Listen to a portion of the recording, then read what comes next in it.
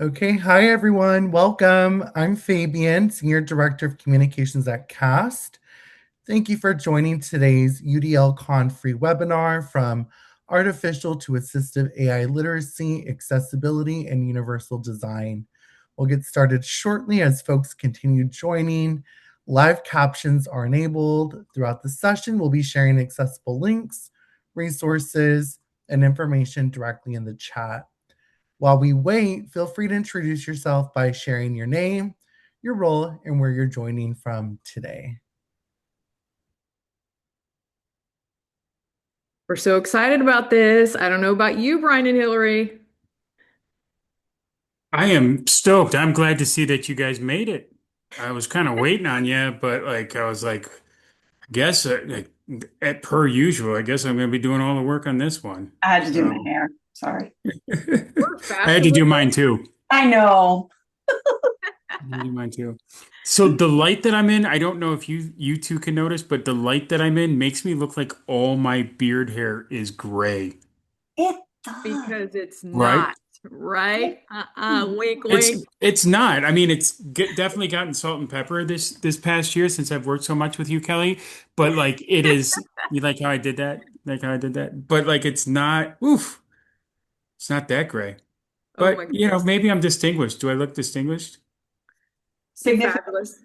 Fabulous as always, my friend. So Hmm. look at But everyone not who's distinguished. Gotcha. check out everyone who is in the chat saying hi to us. Oh I my God. know. From all Well, over. I there's some do. I names. feel so popular, everybody. Oh my goodness, this is awesome. Berlin. We got somebody from Berlin. Berlin. Ireland, Another UMass Amherst. Oh, alumni. Canada, Me. Florida. Look at us reading all of these. Hey, Scout Right? Mary's in the house. Hey, Scout. Oh,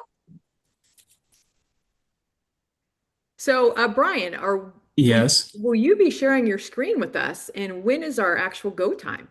Oh, well, we were going to wait a few minutes. I think we're Oh, at perfect. 3:03, so we can go ahead and do that. But I do Great. always want to ask like a silly question to get us started. You know how I Yay, am. love it. So so I guess I'll go to one of my go-tos. If you were a UDL prize in a box of cereal, what prize would you be? What would your prize be? Ooh. Yeah, go ahead, throw it in the chat or try to answer Hillary, Kelly. oh, I know what I'd be. I'd be the Swiss Army knife of accessibility. You just this Oh, it's almost like I fed it to you. you It's did. almost You like know I what? fed it to I'll you. play along. That's awesome. I guess Oh that my, maybe I should. So, Kelly, what is yours going to be? oh my gosh. I'm having a hard time because I'm really into Nerds gummy clusters. And as soon as you said any prize in a box, my brain went right there. But it is, it's diverse. Nerds gummy cluster. So, what is a nerds gummy cluster? I'm not sure. Oh, It's that's a whole other webinar. it's an That's a whole experience. other webinar. Okay. All right. All right. Okay, we have bouncy rubber brain. Let's see. A scale of fairness. I love Ooh. that. Fidget spinner. A Buckeye. Luis, Hmm. Luis is going to be a Twinkie. Thanks, Luis. He's fat. Oh my gosh, this is so great. I love all of these. That's the wrong one. I'm sorry. I have the A wrong whistle. PowerPoint Let's up. see. Oh, a Rubik's Cube. Oh, invisibility. Ah, yeah.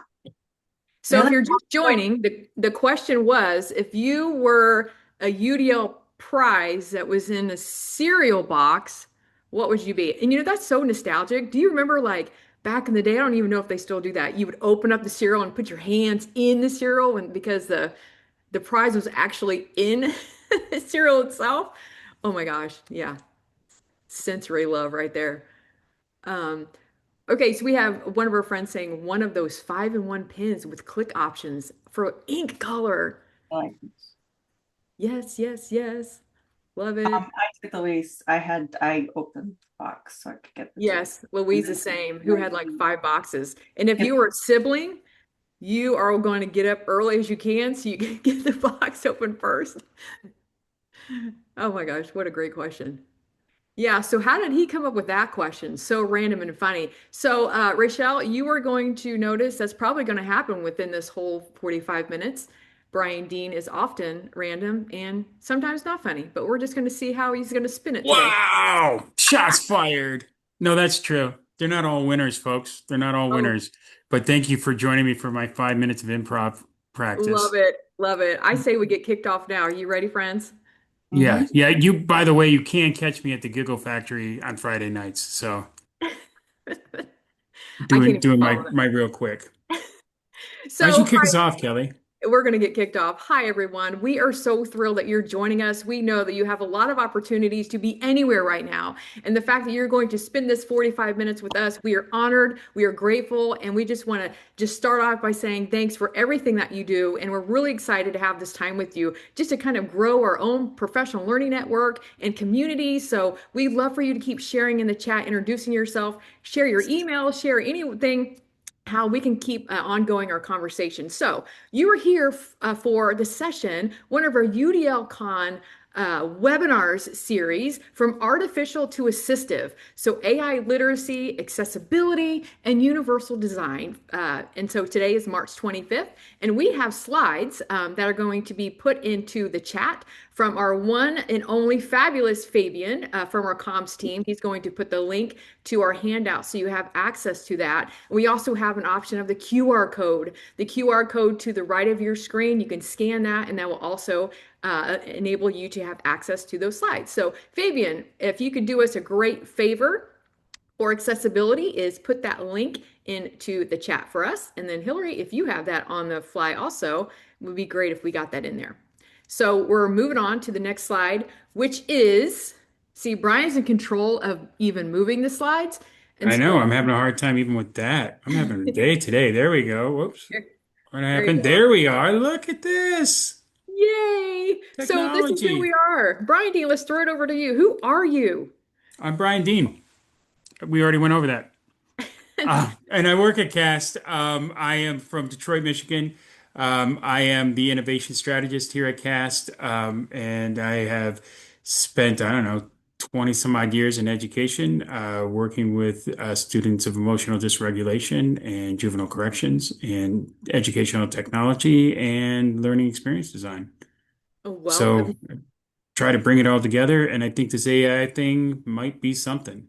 might be something, might be something. So you bringing a wealth of knowledge and experience, and excited to always learn alongside with you, Mr. Brian Dean. So I am Kelli Suding. I am on the professional learning team, the pre-K 12 team at CAST, and I am one of the implementation specialists. But enough about me. We are so excited to have Dr. Hillary in the house, who so Boom, graciously, boom. whoop whoop, who agreed on the next slide. You'll be able to see her. So Hillary, thank you so much. Why don't you tell us a little bit about yourself? Thanks, Kelly and Bryan, for having me. I can't tell you how excited and honored I am to be part of this great conversation today. Again, as Kelly said, I am Dr. Hillary GoldthwaitFowles, ATP. I am an instructional design specialist who I'm proud to serve under the direction of Dr. Eric Moore, who's the Director of Learning Design and Technology there, another UDL aficionado, who gave me this wonderful opportunity to do something different. And I'm so grateful to be in instructional design, but also still have my AT lens and do some really neat things at the Kennedy Krieger Institute, which is in Baltimore, Maryland, but I'm not. By the power of remote working, I am where I was born and raised in my house that I built in Saco, Maine, and I get to walk to the beach when it's a nice Oh, day. Not like today, though, sadly. she's But bragging. She's it's all bragging. good. Yeah, And friends, for sure. When Dr. Hillary gets excited, you will definitely hear her main accent come out full force, and I love it. So I'm going to try to get her really jazzed up, so Dr. Hillary will. Everyone gets that experience. And so you are here for a CAST webinar. So who is CAST, right? So we are the nonprofit education research and development organization that created the Universal Design Learning Framework and the UDL guidelines. And so they are used all over the world. If you know UDL, we had a lot of UDL prizes in the cereal box, as someone said, more UDL principles. So we would love for you to give a shout out from your experience of UDL. Are you talking about it? Are you immersed in it? Are you here to learn more with CAST through our webinar series? We would love to hear that. for here at CAST. So that is who we are. And then, Bryan, if you go to that next slide, we have so much to talk about, but so we're going to go We through do. it kind of But we quick. got to pay some bills. Got to pay some Okay. bills, make sure the light stays on and the rent's there. And I will tell you all, Hillary's speaking fee is not cheap. It is not cheap. So That's right. I had to steal a baby and come up with some money. So, but it's all on your way. That's right. The check's in the mail, Dr. Hillary. So you're here. We're excited. We are going to have UDLCon International live online on July 21st and 22nd. That means online. So you can come from anywhere to enjoy this event. We had it in person last year and it was a great turnout. And we were excited from feedback to host one online. And so we were inviting you to, we're going to put the link into the chat box to join us for UDLCon International live online. And we have presenters from all over the world who's going to join us because we're better together and we're going to learn a lot of things. We're excited for you to join us there. And so the link is in the chat, and we also have that QR code on the screen as well. And then next, just remember, after you're with us today, Bryan Dean's going to move on to that next slide. I'm going to hold you up on that next slide. Here's what I want to say about virtual conferences. When people say virtual conference, oftentimes people groan, right? Because they remember virtual conferences and going virtual during the pandemic and things like that. But I will tell you this, one of the things that I personally love about a virtual conference is that you can see the whole conference. When you go to an in-person conference, yes, you're with people, you physically are in the same space, but you can't make it to every single one of the sessions. In a virtual conference, and because we're going to keep the conference open, like the platform open for 3 months afterwards, you can go and see every one of our not only the live sessions that we're going to have, but also the recorded sessions that we're also going to have. So in that way, I think that virtual conferences are very unique, and I would encourage you to check it out. And we're building a pretty cool platform. So I'm gonna keep that under wraps. Yeah, and All right, next one. I'm going to push that a little bit more and just say it's going to be an experience. So I think that's going to be a really meaningful and relevant experience. And plus, a lot of our presenters, like we have personally have met just being out in the field and just meeting them and listening to them speak and learn alongside them. They're an experience as well. So it's going to be awesome. So you're That's here for right. The con is on, baby. The con is on. See, I'm talking really fast because we've got a lot to talk about. We So do so the much. UDL International Webinar Series, you're here. We don't miss the next one, so make sure that you are joining each one. So if you're not on our newsletter or on our any way that we contact you, look at our website, and that link is also in the chat to make sure that you're joining the next webinar. So we always have a special guest. So before we even kick it off, we're kicking off, I promise, is kicking off right now, but the really important intentional pause that we want to do is to ensure that we are intentionally sharing with you an accessibility commitment. So what does that mean exactly? So we've taken steps to any resources that we're sharing with you have been not only performed by an automatic checker through Microsoft's accessibility checker when we're using slides, but I have to say that automatic accessibility checkers are only going to pick up 35% of the error. So think about all those others, and you can reach out for us to support. And then we've also checked manually. So anyone who accesses our content, whether you use assistive technology or thinking about your cognitive load, that we are fully committed to accessibility. If you have any problems accessing any of the content, we want to know. So email me directly and I will make it right. But we're feeling pretty confident about it. Right? You notice that she said email her. Don't email me or Hillary. That Kelli loves to do that kind of stuff. So No, they're not. right. I think this is you, Hillary. This is your scale. It is. So as we're getting started and we're talking about AI, we thought we'd get ourselves oriented with a comfort level. And I already see some people in the chat thinking about your comfort level. One is, two, get away, three, and four. There's lots of, some twos, yay. I like the twos and stuff because we need both and, right? If everyone was, woo, I love AI, the ones and the twos, we need you to go, hey, wait a minute. There's some things we got to think about. Absolutely. And I'm curious of the three, like, what's about that? So any of these are great, but I want you to think about this too in our 45 minutes together. After this, rate yourself again? Are you the same? Would you change it? What would you do? So keep that in mind, and thank you all for putting your ratings in the chat for us. Yeah, and I would just like to point out, Dr. Hillary, I love how you put a visual next to also the text as well. So we're not just relying on a visual of a cat. This is, oh no, not AI falling off a table, or the tiger who looks like really angry for number two. And number three is like, AI, I'm not sure. And then number four is a dog that looks so happy. So I appreciate that extra step of accessibility that you took. And I appreciate you modeling that extra step of accessibility by describing the slide, because I was going super fast because I'm being mindful of our time. Yes. And I just appreciate both of you. So I'm gonna ask you both, where do you guys sit on the scale? Where, Kelli, Hillary, where do you sit on the scale? Oh, fun fact, and I have cats, so really it was just dogs that pictures were cute. I am like a 3.5 because I'm very curious, but I also love it. Yeah, that's a great question, Bryan, because I would ask, it all depends on what I'm doing or what's happening. So I could be comfortable based on what is happening. So if it was, if I decided to use AI and use all of student data and create their IEPs, I would be like, oh no, not AI. Right. So, and I'm not comfortable with that. So it's really thinking about the variability of that question, because it's definitely going to come to the table very differently. Yeah, I think that, and I think that that's what really opens it up, right? Like that answer, Kelli, is kind of where we want to be. Is that AI is situational, right? Just like context matters in our teaching, context matters in our workplace, context matters just in the strategies that we develop for students individually. The context of how we use AI is important. And so whoops, that's the wrong way. Um, we are kind of looking at this idea of AI literacy and fluency, and this idea of AI literacy. If you have been teaching long enough, and you remember back to when we were really trying to push in education, push digital literacy.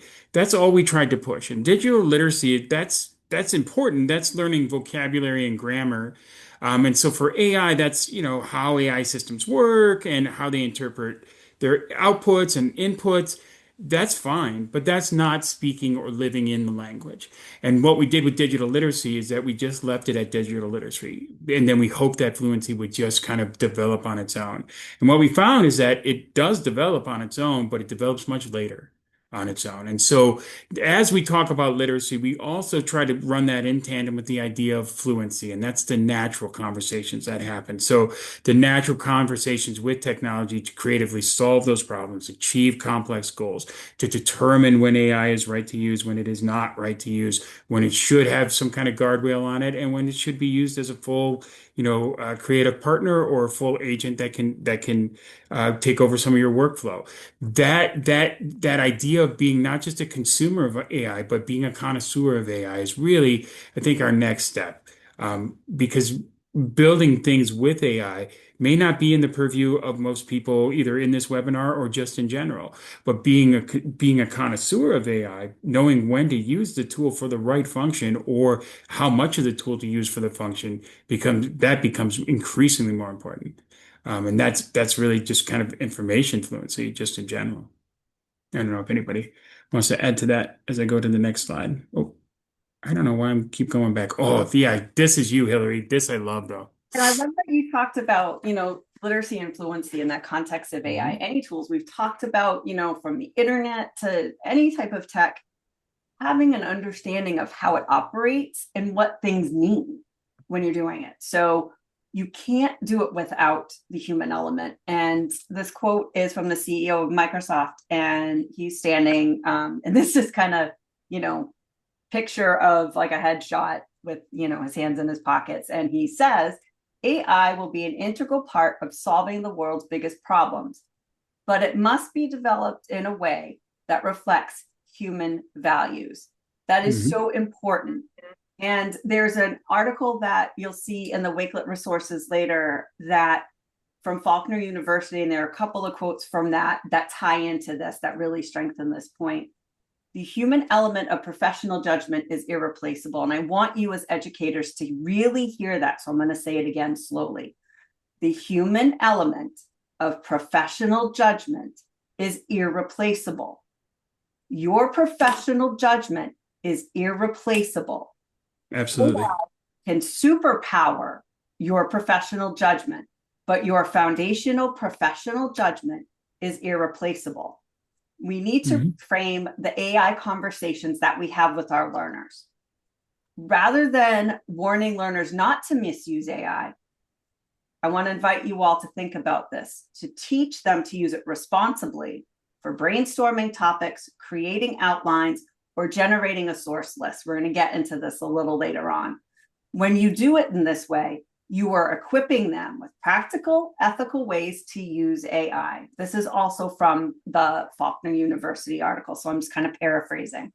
When they face the challenges in the future, and as Cass has talked about, having learners that are purposeful and motivated, resourceful and knowledgeable, and strategic and goal-oriented, this quote speaks to all of that. So when they're faced with those challenges, they recall the valuable guidance you provided, and they're able to use AI as more than just a tool. They can use it as a teaching and learning opportunity. Think about this, that you have the power as a teacher, as an educator, as a professor, as an admin, as a human being, to influence, to instruct people to use this technology that's groundbreaking in a way that could shape their future success. So I really want you to think about that. And that article from Faulkner University is in Wakelet that we'll share with you later. But that human and AI interaction is so important. And we'll talk about that. Right. And I would just go on further and say, AI is cool, but AI is not cool. And this is taken from Matt Winters. So Matt, big shout out to you. If you don't know who he is, look up Utah Department of Education and AI. He's the guy that looks like a mountain man who is just so cool. In our latest podcast episode. And he's in our latest podcast episode as well, the learning experience powered by CAS. Boom. But the idea that AI is cool, it is a foundational technology. It has created itself to be, and will become irreplaceable. It's not one of those things that we can put back in the box. But AI is not cool until you plug something into it. That's the only way that AI is cool. AI is like electricity is not cool until you plug a light into it or you plug your computer into it. Then you realize how versatile it is. But you know that you don't plug a cucumber into it, right? So like with AI, you have to use that decision making, that determination, that oversight, all of those things to determine what goes into it. And then it creates really cool stuff. And it can be anything from a creative partner to a metacognitive coach, right? The idea that it is just something that we hit and that we hit and get an answer from is something that I worry about. It's one of the things that that raises my skepticism in AI. Because one of the things that this is just a quick fact. Every day, ChatGPT gets 2.6 billion hits every day. Now, that's just one of the models, right? And it gets 2.6 billion hits every day to answer questions. Google is afraid of AI. It's even afraid of its own Gemini in replacing its search engine. Now, there's a study that came out of it came out of MIT, and it was done with three groups. One group just relied on their own brain power. One group relied on Google search, and one group relied on AI to get answers. And what they did is, they did some neurocognitive cool stuff and hooked up some electrodes and some diodes and whatnot, and determined how much connection, how much brain activity was going on. The one thing that they found was that folks who utilize their brains, just their brain, no other research tools, and AI had the same level and amount of brain activity. It's the folks that use Google search that had a ton more. Why? Well, Google search gives you 10 other websites, 15 other websites, thousands of websites to go and explore. And as you explore, you make those connections. AI used as a search engine does not do that, right? It just gives you an answer and a summary of that, right? Because AI is not meant to be a search engine, and it's not meant to write you a country western song. It's meant to aggregate a bunch of data around the best country western song and pull out elements and themes for you to write your song, right? Or to crunch your numbers. That's what it's really good at. Love it. So as we kind of go on, the idea then is to redefine the A in AI. So we want to redefine that as assistive. And in fact, I think what I'm going to start leaning towards, which I haven't told Kelly or Hillary, is I'm going to call it a small si, right? ASI, because I want to delineate that it's assistive. But this concept of artificial is something that's interesting to me because yes, it's artificial in the sense that it hasn't evolved, but it also has evolved, right? Like this is a really interesting time in human technology in that we have we have evolved intelligence, but we have never built intelligence. And for the first time, we are building it from the ground up. But we call it artificial. But I want to challenge this. When a student uses a ramp, we don't call that an artificial staircase, right? We don't call it artificial voice when we're reading captions, or we don't call it artificial writing, right? When we use speech to text, it's a tool for access, and that's what the assistive part of this is access, both accessibility and access. And a lot of all the other things that lead to it. AI should be viewed the same way. It's a dynamic layer that sits between the learner and the barrier. It is a cognitive prosthetic that we add on and that we use. And so for somebody who has a neurosparkle, like myself, I don't like to call it neurodivergence, but who has a neurosparkle, such as myself, AI is amazing. And the reason why AI is amazing because it gives me that cognitive prosthetic to use to summarize, to to build up and strengthen my own executive functioning, right? So it's in many senses, I don't believe that it really is artificial. But as we jump into this idea of artificial and assistive intelligence, I think one of the big things we need to do is kind of talk about the two emerging trends that we see. There are lots of trends in AI, but these are the two that have become pretty solid. And one is generative AI and one is agentic AI. And generative AI tends to be around content creation. It is a creator. Its role is a reactive partner. And what it does is it creates new content or remixes content, but it is stateless. It is a brick. It creates the thing and that's it, right? It doesn't move on from that. You can iterate upon the prompt that you put into your GPT or your Claude or whatever you may use. And if you are doing some vibe coding, I suggest using the new Claude. It's amazing at it. But it still needs you to look over it, but it stays in that state. And then we have like this new kind of thing that's developing, and it's agentic AI, and it's autonomous, and it's an orchestrator, and it's really the proactive assistant. It achieves your goals by planning, it uses tools, it helps make decisions, it sets up workflows. So if you're a person like myself who has a hard time putting in your timesheet, it not only generative AI creates the reminder, but an agentic workflow actually puts it in and asks me to review it. So that's kind of like this big deal. And both of them are incredibly important. And both of them are used in everyday life. And I will throw it to Hillary and to Kelly to see how much you're using either one of these. Are you using either one of these? Which one do you use more heavily? I use it all the time. I mean, all the time. There's generative AI for content creation, which is Hmm. so robust nowadays that in instructional design workflows, I can take Yeah. various amounts of content and ask it to do this thing. And I can also then take it into another tool and kind of break it apart and modify text and do whatever, but the idea is there. I can describe it. And sometimes for me, I'm better at that because I have some spatial challenges where my visual Right. is not that great. So for me to describe it and say, this is what I want, this is how I look, and I can import our brands, colors and fonts and all of that. Yeah. And so I've got at least an idea or a prototype to show to a subject matter expert or to a doctor, like, what do you think of this?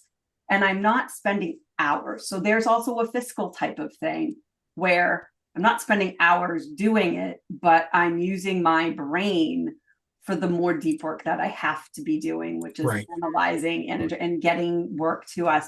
I also use agentic AI of where it's a proactive assistant. So for example, Mhm. we have our co-pilot for Kennedy Krieger is closed, meaning it's not open to the web. It's all our internal kind of work. So it's our own kind of self-generating. So you can build some agents yourself.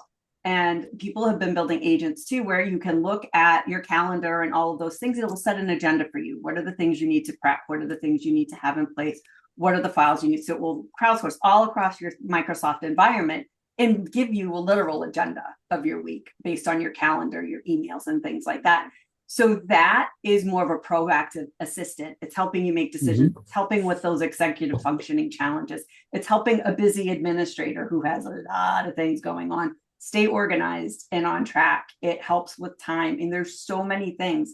So I think about this. I'm using it in my job. Yeah. Why would we disallow a learner with executive functioning challenges, or neurosparkly or neurospicy, or any type of variability? Why would we say no? I'm not a gatekeeper of supports. Why are we saying no to that? So really ask yourself, why are you saying no to a certain support or a certain source of AI if it's to remove a barrier or help you be better at what you're doing? Or help you identify a barrier that you didn't really realize, or maybe something that causes you frustration that you weren't able to articulate, and that's really great for students.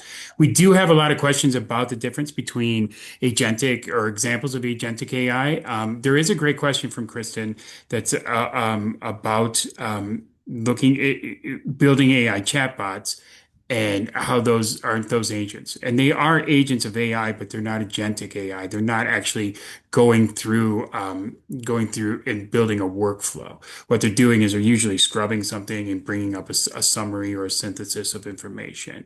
And so yeah, we have lots of chatbots, and they're actually very useful. Like there are chatbots that are really great at scrubbing large language models or the internet for summaries of UDL practice, right? But it doesn't create a workflow that actually looks at my lessons and helps identify barriers given parameters that I have given it, right? Kelli, I didn't want to leave you out before we move on. No, we're good. I think I use it for reducing a lot of cognitive load, and I would just like to throw that question back into everyone who's attending here now. And I will say that we have lots of friends and colleagues that are just supporting each other in the chat, and so we're not even having to answer anything because our friends and colleagues in the field are supporting each other. So Fabian, if we can make sure that we save this chat and attach it to the recording, that would be amazing as we move on. Right. And then I do want to address this. Rachel asked, why not call agentic AI machine learning? Because machine learning is a completely, it's not different, but it's a larger umbrella of because even a chatbot that you built is doing some machine learning. So machine learning is a much larger kind of conversation to have. But I understand. So I'm going to move on.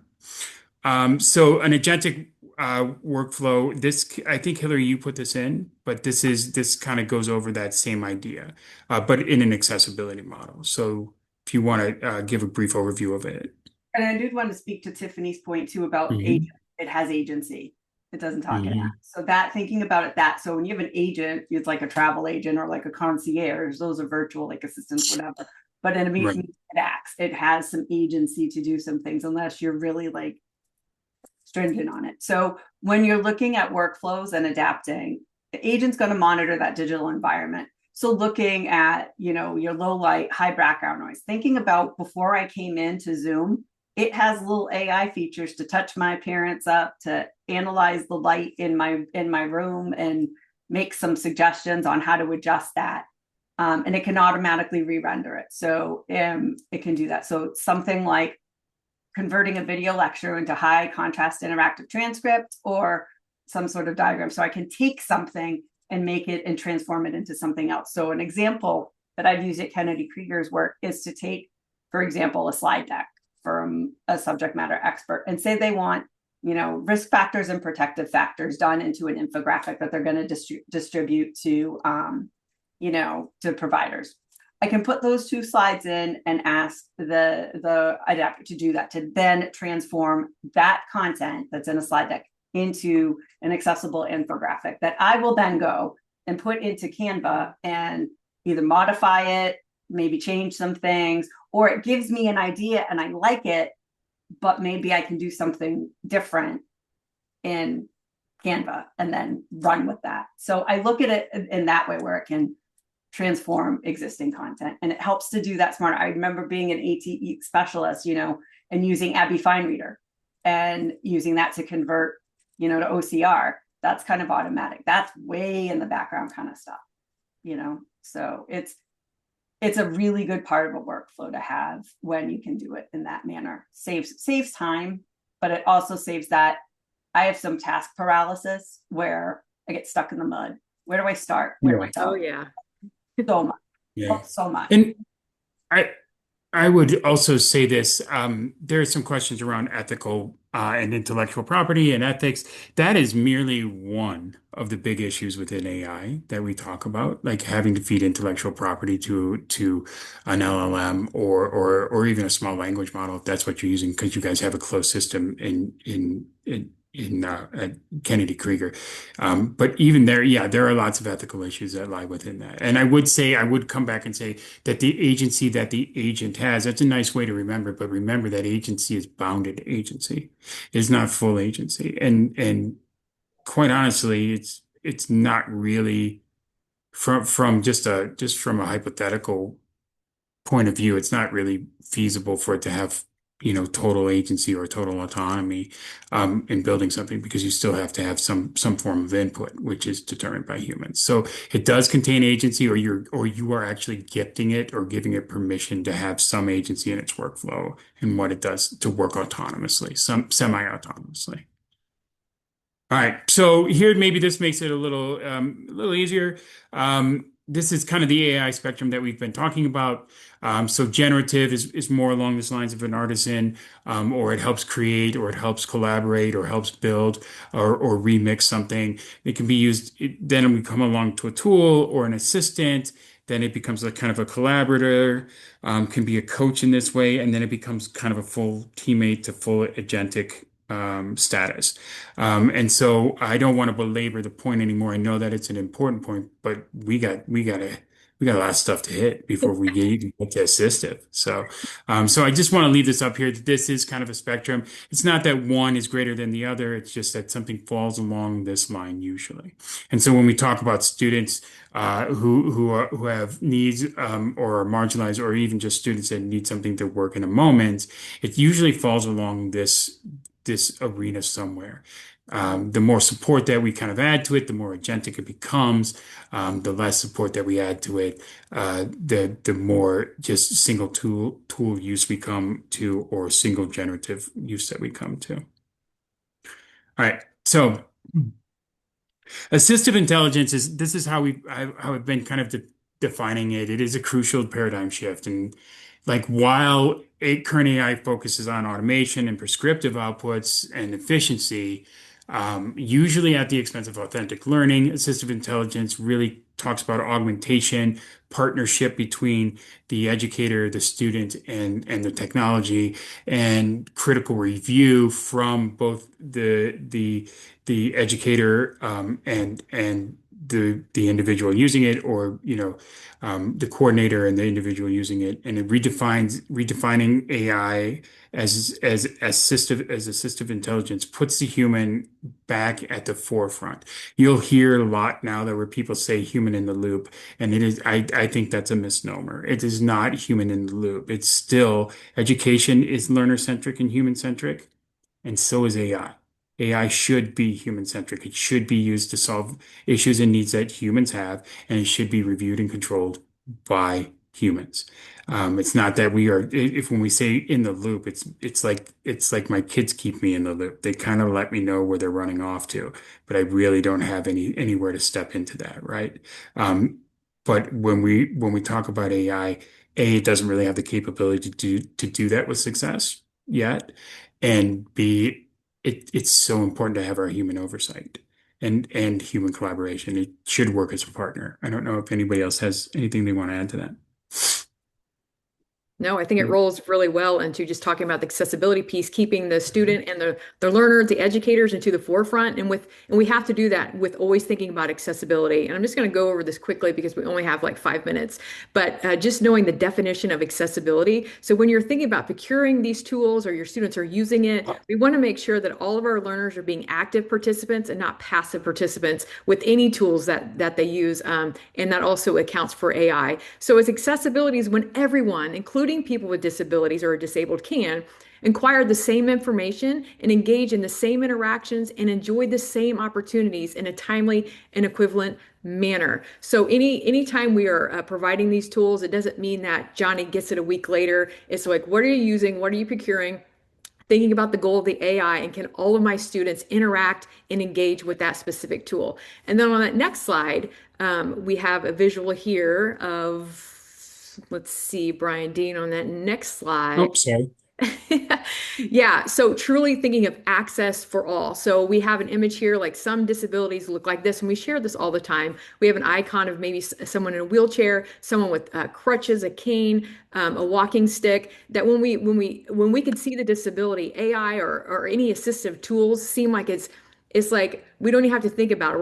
We're very accommodating, but we can't always see the disabilities, and that doesn't mean it's less crucial for accessibility and the use of all these tools for our learners to be able to access again and engage the content with those tools. So just keeping that in mind, that thinking about the learner variability, the goal of the AI or assistive intelligence, and then move from there, which rolls right into just assistive intelligence, UDL, and assistive technology as we bringing it home here. Right. I do want to share. I know that we like this, like we said, there's a ton to go through, and you can see that there's a ton. I do want to share the kind of this framework that we're developing called the Spark framework, and it is really kind of a prompting system. And you using this QR code, you can go and see a better breakdown of Spark, UDL, and examples therein. But really, when you start to set up a prompt, whether it is in agentic AI to build out a workflow, or it is in generative AI to create something, a resource. The idea is for Spark is to set up the situation, which is identifying the barrier, the parameters, so the constraints for the format, the reading level, the accessibility, what things are you trying to meet, the action, so the scaffold and the support that you wanted to do, and taking on a certain role, that role being an accessibility coordinator, or that role being a special education teacher, or whatever it is. And then you want to check and conduct a human audit. And so when we look at it as a generative piece, the scenario that we have laid out is converting a complex water cycle infographic to accessible text. The situation is sixth grader, visual impairment, screen reader user.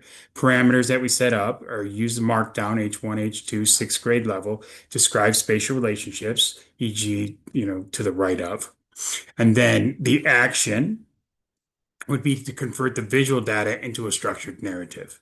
The role of that we're looking for AI to take on, or the persona, is an AT and UDL specialist. And then how we check that is we do things like verify that transpiration is included. We ensure that there's no color dependencies. We look at we do our own check of it. So even if this were to be a rubric for grading things, there's still a human piece that grades that or looks at it, looks over it. In an agentic workflow, it's much the same. So you're going to create a 3-week research project with executive functioning support for a student with ADHD to have a high verbal ability and high time blindness, which I know, Hillary, you've talked about, and I have in immense amounts as we're coming to the end here. Parameters are 15-minute micro task chunks, and we're going to and using encouraging tone. Our action would be to 1, analyze the rubric, 2, interview the student, 3, build out the calendar, and 4, send by daily check-ins. Now, the agent is going to do that on its own. And the role that we're going to take on is an executive functioning coach and UDL facilitator, so that when we check it, we send the final schedule to the teacher and the consultant for approval alongside of the student. That's as simple as Spark can be when we break it down. But all our tasks that we do within Assistive Intelligence kind of follow this kind of workflow or this kind of prompting flow throughout the project. And like I said, if you want to see it more as a handout, you can scan the QR code here. and you will be able to go to it. Or if you are in the slides themselves, this is hyperlinked to it. So you can kind of go directly to the Google Doc and take a look at it. It is still work in progress. There's some things that we are working on and kind of checking out and thinking at. But where are we at for time, Kelly? Yeah, so we're it is time now to end. So Oh, geez. yeah, This went so so fast. it went so fast, and there's a lot of good information. Clearly, this could go. We have some people saying go longer, but you have the handout to dive in deeper, and Hillary and Brian and I are available to access and have more conversations. Um, uh, to have about because we have a lot of great questions I weren't able to get to. If you message us directly, please reach out to in our email. But we really invite you. Hillary had a lot of great things to talk about AI as AT and the all around with UDL. So make sure you dive into that. And then Brian, let's wrap up. We're going to have a survey in the chat. Yeah.